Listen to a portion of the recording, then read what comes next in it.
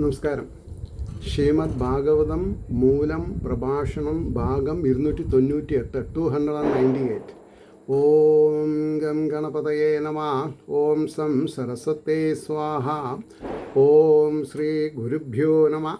ഓം ശ്രീ രംഗനാഥ ശർമ്മണേ നമഃ.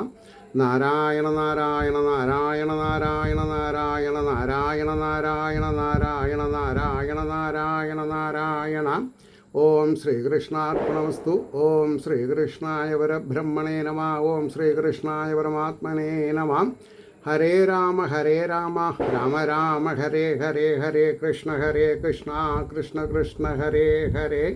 ശ്രീമദ് ഭാഗവതം തൃതീയ സ്കന്ധം അധ്യായം 27 ശ്ലോകം 14. ഭൂതസൂക്ഷ്മേന്ദ്രിയമനോ ബുദ്ധ്യാദിഷ്യുക നിദ്രയാ ലീനേഷ്വസതിയസ്തത്ര വിനിദ്രോ നിരഹംക്രിയ. ഇതാണ് ശ്ലോകം. ഈ ശ്ലോകത്തിൻ്റെ വാക്കാർത്ഥം പറയുമ്പോൾ ഈ ശരീരത്തിലുള്ള ഭൂതങ്ങൾ, സൂക്ഷ്മങ്ങൾ, ഇന്ദ്രിയങ്ങൾ, മനസ്സ്, ബുദ്ധി, അഹങ്കാരം എന്നിവ ഉറക്കം നിമിത്തം അസത്തായിരിക്കുന്ന അവ്യാകൃതത്തിൽ, അവ്യാകൃതം എന്ന് പറഞ്ഞിട്ടുണ്ടെങ്കിൽ സ്പഷ്ടമല്ലാത്തത്, ലയിച്ചിരിക്കുമ്പോൾ അവിടെ ആ ശൂന്യാവസ്ഥയിൽ യാതൊരുവൻ നിദ്രയില്ലാത്തവനും അഹങ്കാരാതീതനുമായിരിക്കുന്നുവോ? ആര്? ആത്മാവ്. ആത്മാവ് എന്തായിരിക്കണമെന്നാണ് പറഞ്ഞത്? അഹങ്കാരത്തിന് അതീതൻ, അഹങ്കാരമില്ലാത്തവനായിട്ടിരിക്കുന്നു എന്ന് പറയുന്നു. സ ആത്മാ, അവനാകുന്നു ആത്മാവ്. എല്ലാ കാര്യങ്ങളും ആരുടെ സവിധത്തിൽ നടക്കുന്നു? ആത്മാവിൻ്റെ സവിധത്തിൽ. ആത്മാവിന് കർത്തൃത്വമില്ല, ഭോക്തൃത്വമില്ല. ഇനി അതിൻ്റെ ഭാവാർത്ഥം പറയാണ്. മുമ്പ് 2 പദ്യം കൊണ്ട് യുക്തിപൂർവം ആത്മസാക്ഷാത്കാരത്തെപ്പറ്റി പ്രതിപാദിച്ച ശേഷം ഈ പദ്യം കൊണ്ട് സുഷുപ്തി അവസ്ഥയുടെ സാക്ഷി. സുഷുപ്തി അവസ്ഥ എന്ന് പറഞ്ഞിട്ടുണ്ടെങ്കിൽ എല്ലാം മറന്നിട്ടുള്ള ഉറക്കം, ഇന്ദ്രിയങ്ങളെല്ലാം പരമാത്മ ചൈതന്യത്തിൽ ലയനം പ്രാപിച്ചിട്ടുള്ള അവസ്ഥ എന്ന നിലയിൽ അവസ്ഥാത്രയ വിലക്ഷണനായിരിക്കുന്ന ശുദ്ധ പരമാത്മാവിൻ്റെ സാക്ഷാത്കാരത്തെ ബോധിപ്പിക്കുന്നു. തൻ്റെ ഉള്ളിൽ സംശുദ്ധമായ പരബ്രഹ്മമൂർത്തി ഉണ്ട് എന്നുള്ളതിൻ്റെ ലക്ഷണമാണ് ഇപ്പോൾ പറഞ്ഞത്. ഇനി അതിൻ്റെ ഒരു കൺക്ലൂഡിങ് ഭാഗമാണ് പറഞ്ഞത്. ആകാശാദി പഞ്ചമഹാഭൂതങ്ങൾ, അതായത് ആകാശം, വായു, ജലം, അഗ്നി, ജലം, ഭൂമി. അപ്പോൾ ആ പഞ്ചമഹാഭൂതങ്ങൾ ശബ്ദാദികളായ പഞ്ചസൂക്ഷ്മഭൂതങ്ങൾ, അല്ലെങ്കിൽ അതിൻ്റെ തന്മാത്രകൾ, അല്ലെങ്കിൽ വിഷയങ്ങൾ, കർമ്മേന്ദ്രിയങ്ങൾ 5, ജ്ഞാനേന്ദ്രിയങ്ങൾ 5 കൂടി 10 ഇന്ദ്രിയങ്ങൾ, മനസ്സ്, ബുദ്ധി, ഞാനെന്നുള്ള ഭാവരൂപമായ അഹങ്കാരം എന്നിവയെല്ലാം നിദ്ര നിമിത്തം, ഉറക്കം, സംശുദ്ധമായ ഉറക്കം എന്ന് പറയാം, ഉറക്കം നിമിത്തം അവ്യാകൃതമായ അജ്ഞാനത്തിൽ ലയിച്ചിരിക്കുന്ന സമയത്തിൽ, സുഷുപ്തി എന്ന് പറയപ്പെടുന്ന ഈ അവസ്ഥയിൽ യാതൊരുവിധമായ ശുദ്ധജ്ഞാനം ഉറക്കത്തിൽ അകപ്പെടാതെയും സുഖരൂപമായ സുഷുപ്തിയുടെ സാക്ഷിയായും, നല്ല ഉറക്കം എന്താണെന്നാണ് പറഞ്ഞത്? സുഖരൂപമായ ആനന്ദമാണ്. വയറ് നിറച്ചിട്ടില്ലെങ്കിലും നന്നായിട്ട് ഉറങ്ങാൻ സാധിച്ചാൽ വലിയ ഭാഗ്യമാണ്. ഞാൻ എന്നുള്ള ഭാവം കൂടാതെയും സ്വയമേവ പ്രകാശിച്ചു കൊണ്ടിരിക്കുന്നുവോ? ആര്? ചൈതന്യം. ബാലാഗ്ര ശതഭാഗസ് വിസ്തരസ് ഏകോ ജീവ. പ്രമാണം പറയണം. ആ സ്വപ്രകാശ ആനന്ദസ്വരൂപൻ തന്നെ ആത്മാവ്. എല്ലാവരിലും പണ്ഡിതനിലും പാമരിലും വെളുത്തവനിലും കറുത്തവനും എന്ന് വേണ്ട, സർവൻ, എല്ലാം ബ്രാഹ്മണ ക്ഷത്ര വൈശ്യ ശൂദ്ര വ്യത്യാസമൊന്നും ഇല്ലാതെ കണ്ട്, സ്ത്രീ പുരുഷ നപുംസക വ്യത്യാസം ഇല്ലാതെ കണ്ട്. അപ്പോൾ സ്വപ്രകാശാനന്ദരൂപൻ തന്നെ ആത്മാവ് എന്നുള്ള അനുഭവം ഏവർക്കും സുഷുപ്തി അവസ്ഥയിൽ നിന്നുണ്ടാവാൻ എന്ത് വിരോധം? ഒരു വിരോധമില്ല. പക്ഷേ അവസ്ഥാത്രയ വിലക്ഷണനും സുഷുപ്തി സാക്ഷിയുമായിരിക്കുന്ന ആത്മാവാകുന്നു ഞാൻ എന്നുള്ള ദൃഢബോധം ഉണ്ടാവണം. എന്നാൽ പിന്നെ ക്ഷേത്രങ്ങളിൽ പോയിട്ട് തിക്കും തിരക്കും ഉണ്ടാവില്ല, ആരും ശത്രുക്കൾ ഉണ്ടാവില്ല. അപ്പോൾ ആത്മാവാകുന്നു ഞാനെന്നുള്ള ദൃഢബോധത്താൽ ദേഹേന്ദ്രിയാദികളിൽ നിന്ന് വേറിട്ടവനായി ഭവിക്കുന്നത് തന്നെ സംസാരമോക്ഷം. അപ്പോൾ സംസാരമോക്ഷം എവിടെയാണ്? ജീവിച്ചിരിക്കുമ്പോൾ തന്നെ മോക്ഷപ്രാപ്തി ഉണ്ടാവുകയാണ്. അപ്പോൾ ആ വ്യക്തി മരണം സംഭവിക്കുമ്പോൾ ഒന്നും ആഗ്രഹിക്കണില്ല. അതുകൊണ്ടാണ് സായുജ്യ, സാമീപ്യ, സാലോക്യ, സാരൂപ്യാദികളിൽ പോയി ചേരുന്നത്. ഇനി അടുത്ത ശ്ലോകം 15. മന്യമാനസ്തദാ ആത്മാനം അനഷ്ടോ നഷ്ടവൻ മൃഷാ നഷ്ടേ അഹങ്കരണേ ദൃഷ്ടാ നഷ്ടവിത്ത യുവാതുര.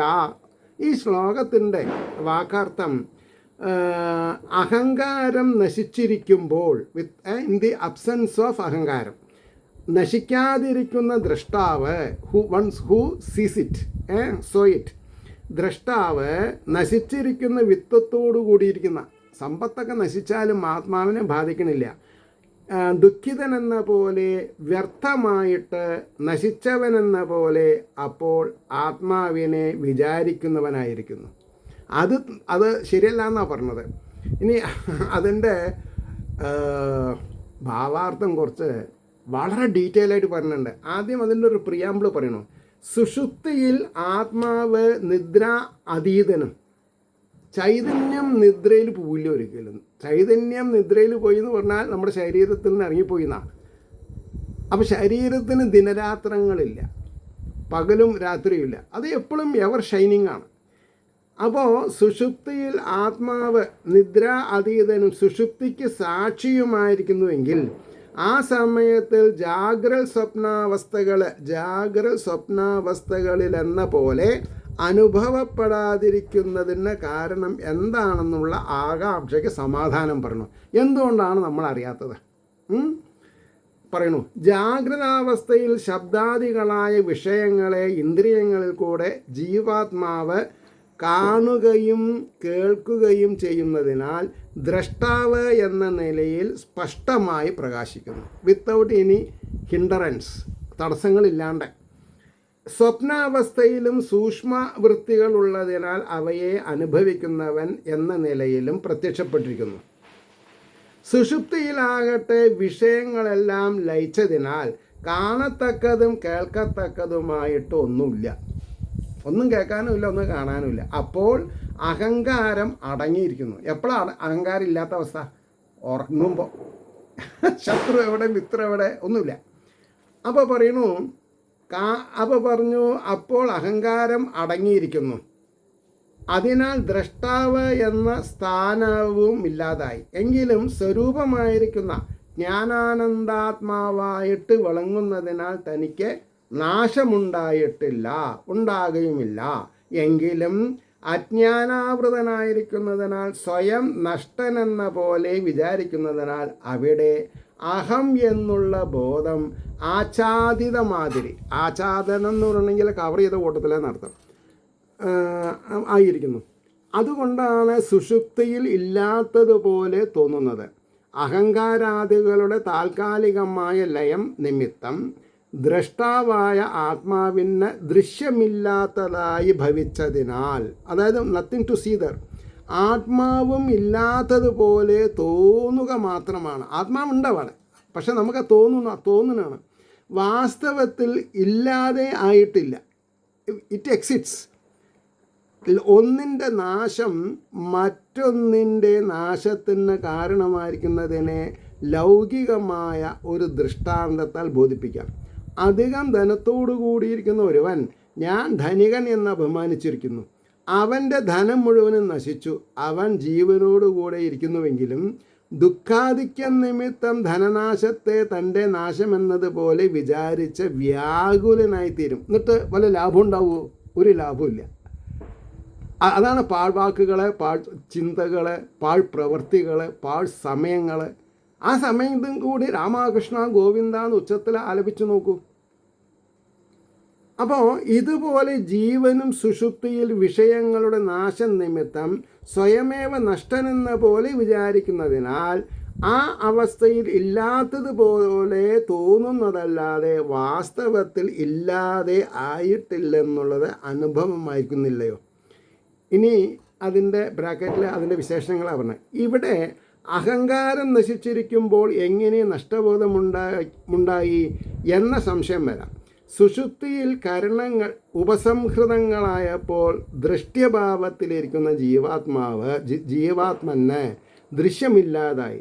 സ്വയം പരമാത്മാവാണെന്ന ജ്ഞാനത്തിൽ നിന്ന് ആവൃതമായിരിക്കുന്നു. മനസ്സിലാവണില്ല, ഞാൻ പരമാത്മാവാണെന്ന് മനസ്സിലാവണില്ല. അതുകൊണ്ട് കരണങ്ങളെ അഭിമാനിച്ചാണ് തൻ്റെ അസ്തിത്വം എന്ന് മോഹിച്ചിരുന്ന ജീവാത്മൻ സ്വയം അസ്തിത്വത്തെക്കുറിച്ച് അജ്ഞനെന്ന പോലെ ആയി. അവിടെയാണ് അവൻ ജ്ഞാനവാൻ ലഭതേ കാര്യം. ജ്ഞാനവാനാണെന്ന് ആലോചിച്ചാൽ ഈ പ്രശ്നമില്ല. ഈ താൽക്കാലികമായ സമ്മിശ്രാവസ്ഥയാണ് ഞാൻ സുഖമായി ഉറങ്ങി പക്ഷേ ഒന്നും അറിഞ്ഞില്ല എന്ന് ഉണരുമ്പോൾ ഓർക്കുന്നത്. ആതുര ഇവ എന്നതുകൊണ്ട് ജീവാത്മൻ ആതുരനായി എന്ന് വരുന്നില്ല.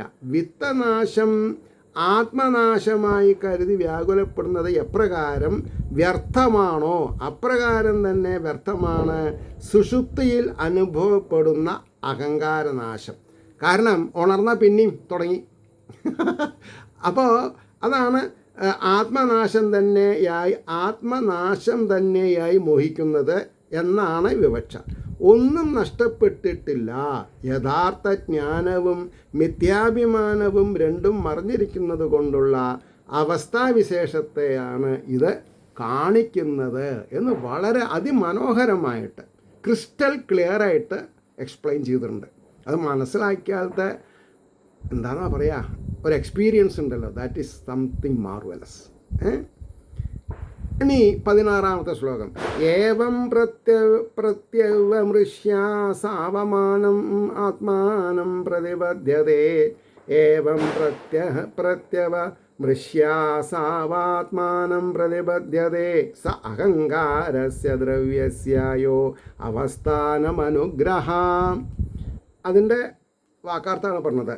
ഇപ്രകാരം ആലോചിച്ചിട്ട് ഇവൻ ജീവാത്മാവ് ആത്മാവിനെ പരമാത്മഭാവത്തെ പ്രാപിക്കുന്നു. യാതൊരുവൻ അഹങ്കാരത്തോടുകൂടിയ ദ്രവ്യത്തിൻ്റെ ശരീരത്തിൽ ആശ്രയഭൂതനും പ്രകാശനും ആയിരിക്കുന്നുവോ. ആശ്രയഭൂതനാണ് പരമാത്മാവ്, പ്രകാശനും ആണ്. ഇനി അതിൻ്റെ ഭാവാർത്ഥാണ് പറഞ്ഞത്. വിവേകമുള്ള പുരുഷൻ ഇപ്രകാരമുള്ള ആലോചനകളാൽ ജീവഭാവത്തിൽ നിന്ന് മുക്തനായിട്ട് പരമാത്മസ്വരൂപനായി ഭവിക്കുന്നു. കാര്യകാരണ സംഘാത രൂപമായിരിക്കുന്ന ഈ ശരീരം യാതൊരു പരമാർത്ഥ ചൈതന്യത്തെ ആശ്രയിച്ച് നിൽക്കുന്നുവോ, യാതൊരു ചൈതന്യം ഈ ശരീരത്തെ വിഷയങ്ങളിൽ വ്യാപരിപ്പിക്കുന്നുവോ, ആ ചൈതന്യം തന്നെ ഞാനെന്ന പരമാർത്ഥജ്ഞാനത്തെ പ്രാപിക്കുന്നു. ഈ ചൈതന്യം ആണ് നമ്മൾ പരമാത്മ ചൈതന്യം, ശ്രീകൃഷ്ണൻ, ശ്രീരാമൻ എന്നൊക്കെ മനസ്സിലായി കഴിഞ്ഞാൽ പിന്നെ എന്തിനാ ക്യൂവിൽ നിൽക്കുന്നത്? പണം എന്തിനാ വ്യർത്ഥമായി ചിലവഴിക്കുന്നത്? സമയം ഏറ്റവും വലിയ ധനം സമയമാണ്. ഇനി അപ്പോൾ ഇത്ര പറഞ്ഞപ്പോൾ ദേവഹൂതിരുവാച, അതായത് തൻ്റെ മകനായിരിക്കുന്ന കപില മഹർഷിയോട് പറയണു. എങ്ങനെ?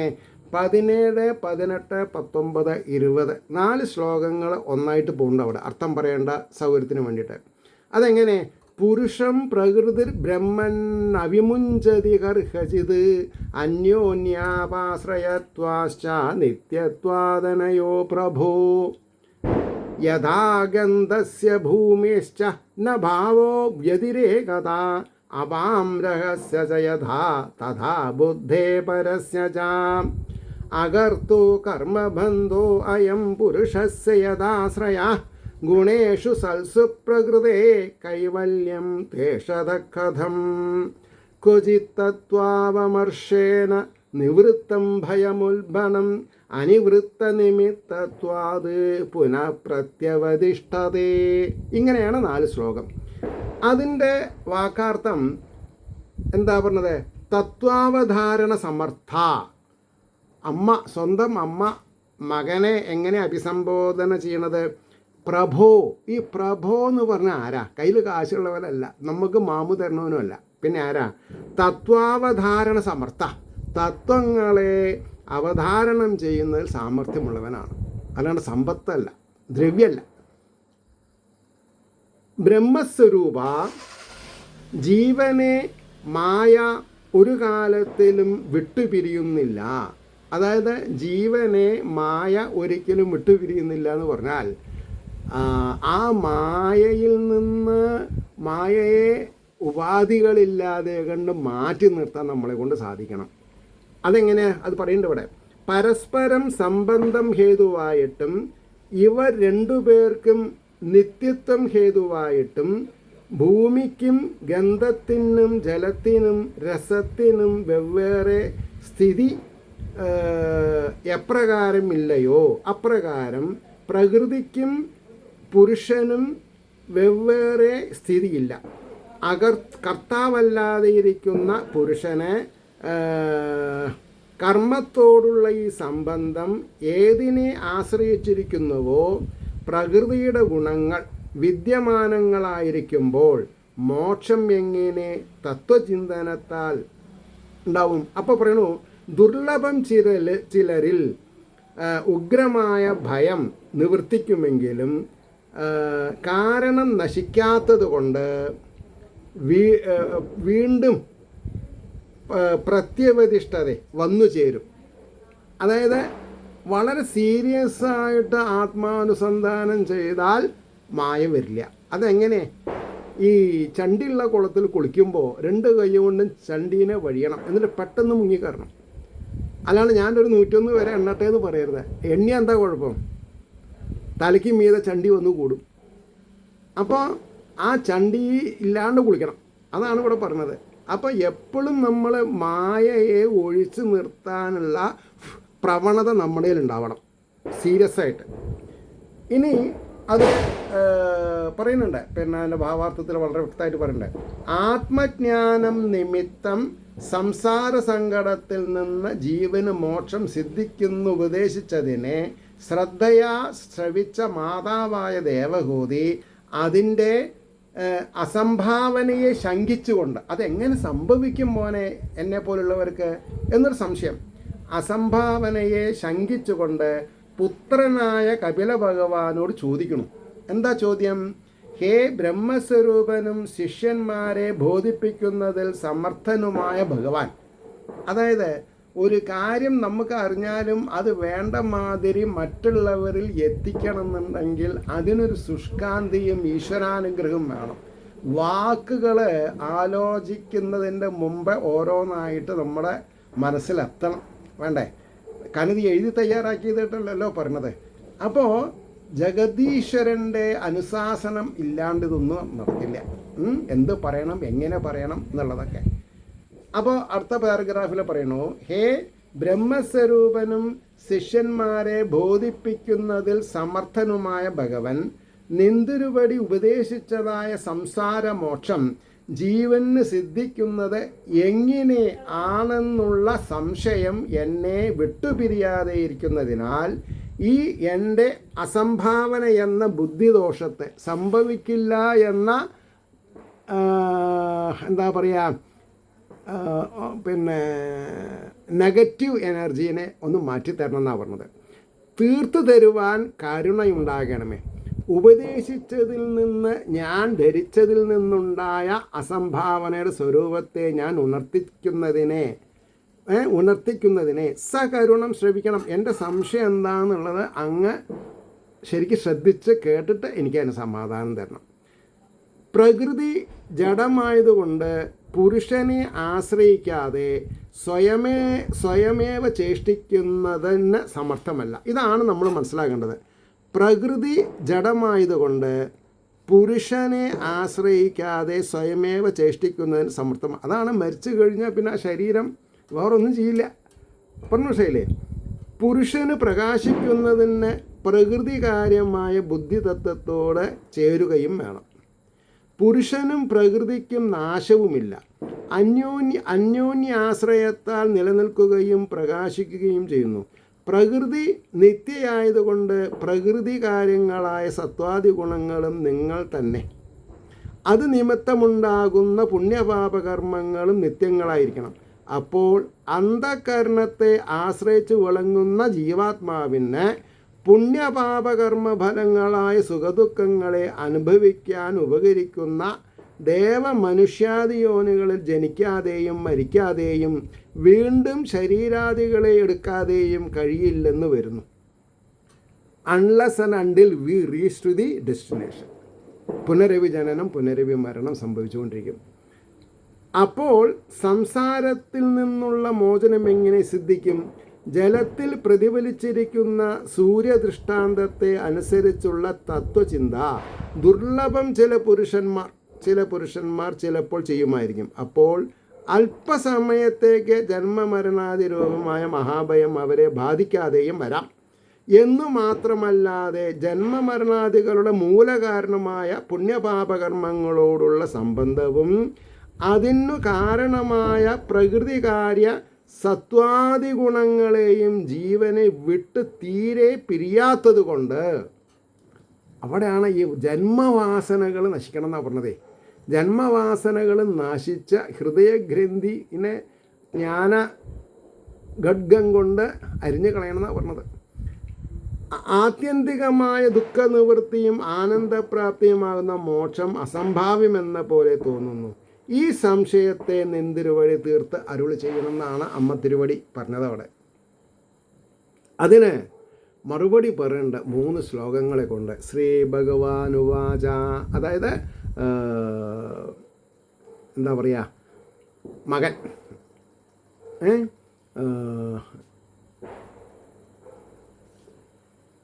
അതായത് ദേവഹൂതിയുടെ മകൻ. അതാണ് ചില സമയത്ത് ആ വേണ്ട വാക്കുകളോട് വരില്ല.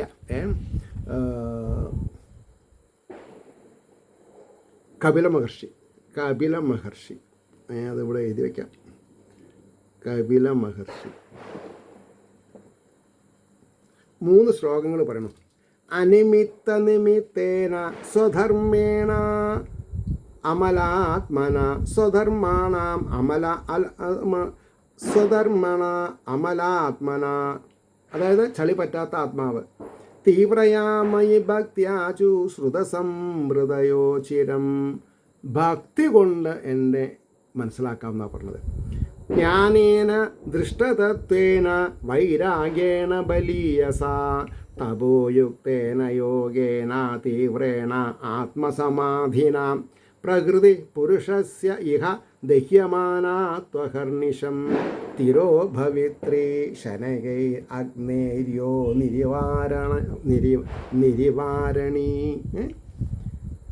3 ശ്ലോകങ്ങൾ ഭഗവാന്റെ എന്താണെന്നാ പറയുക, മറുപടി കേട്ടോളൂ. കാരണത്താൽ പ്രേരിപ്പിക്കപ്പെടാതിരിക്കുന്ന സ്വധർമ്മത്താലും നിർമ്മലമായിരിക്കുന്ന അന്ധകരണത്താലും ബഹുകാലം ശ്രവിച്ചതുകൊണ്ട് വർദ്ധിച്ചതായ ശക്തിയോടുകൂടിയ എന്നിലുള്ള ഭക്തിയാലും, ഭഗവാനുള്ള ഭക്തി, കാണപ്പെട്ട പരമാർത്ഥ വസ്തുവോടുകൂടിയ അറിവിനാലും, കാണപ്പെട്ട പരമാർത്ഥ അവസ്ഥയോടുകൂടിയ അറിവിനാലും, ബലത്തോടുകൂടിയ വിഷയവിരക്തിയാലും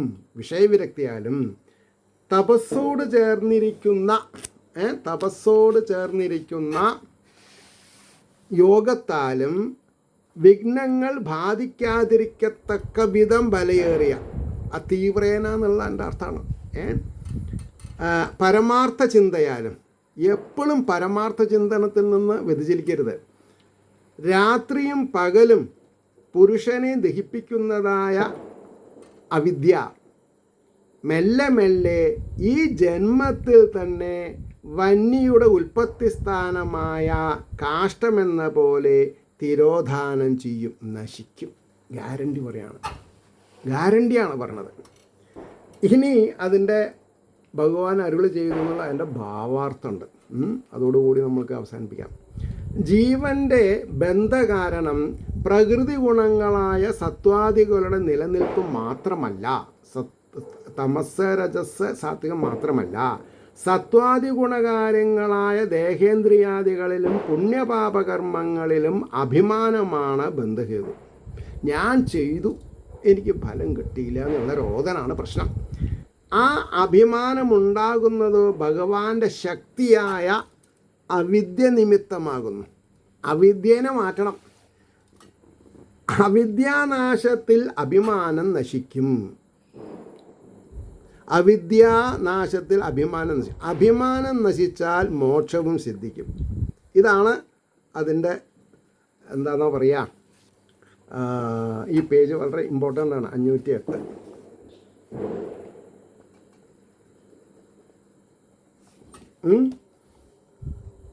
അവിദ്യാനാശമോ എന്നെ സർവാത്മനാ ശരണം പ്രാപിക്കുന്നതിനാൽ സംഭവിക്കും. ഭഗവാനെ നിരന്തരം ഉപാസിക്കുന്ന നിവൃത്തിയുള്ളൂ.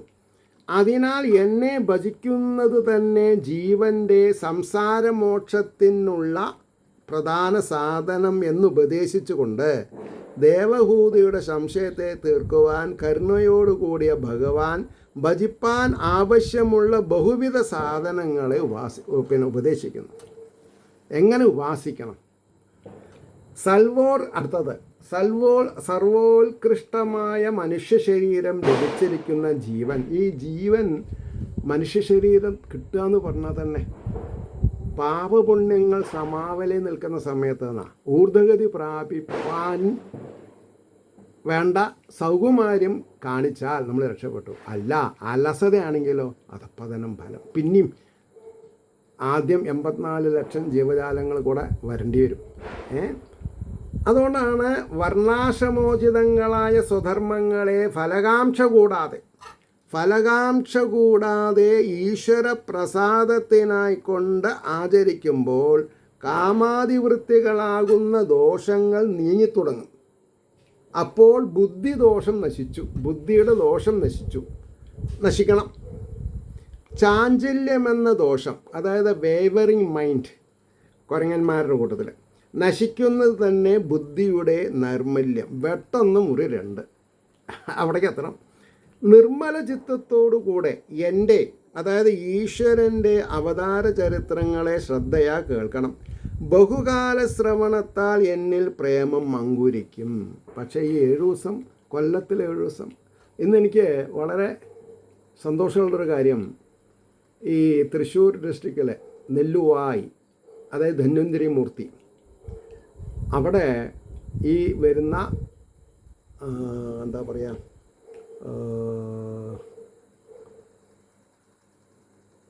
എന്ത് വ്രതം എന്നാ പറയുക, വൈശാഖ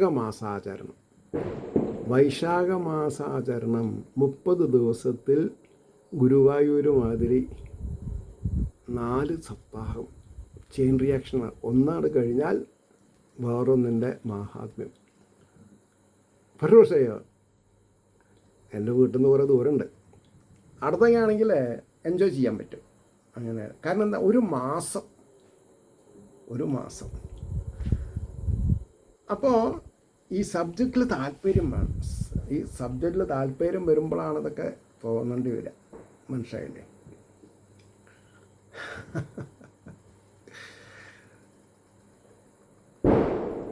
അപ്പോൾ ക്രമത്തിൽ അത് ബലപ്പെട്ടു വരും. ഏത്? ഭഗവാനോടുള്ള പ്രേമം. അപ്പോൾ പ്രകൃതി കാര്യങ്ങളായ വിഷയങ്ങൾ നശിക്കുന്നവയാണെന്നും, അവിടെയാണ് പ്രകൃതി